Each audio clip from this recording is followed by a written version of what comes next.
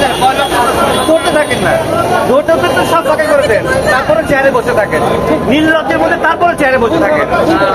এখন উচিত নিজে আমরা কেন বলবো অনেক আগেই সময় হয়েছে না নিজে চলে যাওয়ার। আর কতক্ষণ, আর কতদিন, আর কত বছর? যথেষ্ট হয়েছে তো। ঘুমাতে পারি না, খেতে পারি না, বাচ্চাকে দেখলে ইনসিকিউর লাগে। বারান্দায় বাচ্চা মারা যাবে, ছাদে মারা যাবে। বাচ্চা কাছে নাই, গুলি করার আগে তাদের হাত কাঁপে নাই, শহরে তাদের হাত কাঁপে না, গুলি করে বাচ্চারা খেলবে। তাদের বাচ্চারা আমরা রাস্তায় নামবো, বাচ্চা বারান্দায় খেলবে না, ছাদে যাবে না। আর কত, আর কত? না বলি নাই তো এতদিন, বের তো হয়নি। আমরা শিশু সমাজ তো বসেই ছিলাম, অপেক্ষা করেছি ওদের কবে বিবেকটা জাগ্রত হয়। ওদের বিবেক না, ওদের বিবেক মরে গেছে।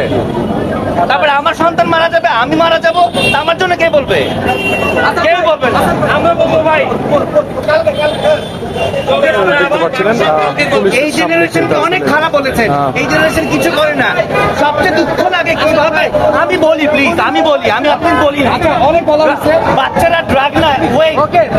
একটা এইটা আমাকে বলছেন কবি ভাই, আমাকে আপনার একটা জিনিস আমাকে অনেক কষ্ট দিয়েছে, একটা কথা আমাকে খুব বেশি কষ্ট দিয়েছে, কত প্রাণ দিয়েছে সেটা আমি জানি। কিভাবে বললো যে ওরা ড্রাগ নিয়েছে? পৃথিবীর কোন আইনে একটা ড্রাগ অ্যাডিক্টকে মারার রাইটস আছে? আমি ড্রাগ দিতে পারি, আপনি আমাকে মেরে ফেলবেন? আচ্ছা, আমি ড্রাগ দিতেই পারি, এটার জন্য সলিউশন নাই, আপনি মেরে ফেলবেন? ঠিক আছে, ড্রাগ নিলে মেরে ফেলতে হবে না।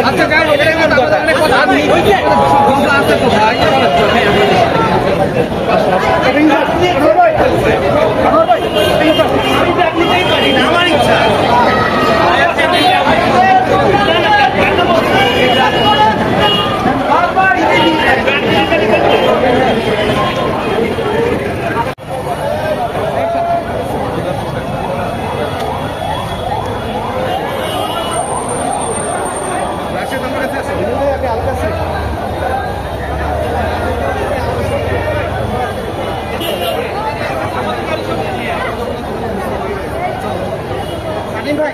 শেষ, কিন্তু চলেন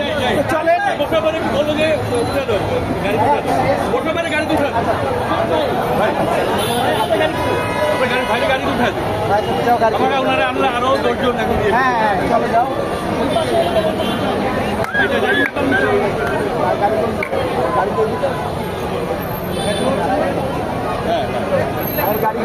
হাত ভাই চলে না, সবাই শেষ। ভাই চলো,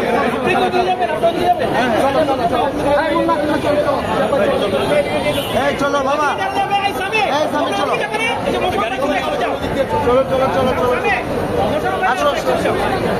যাই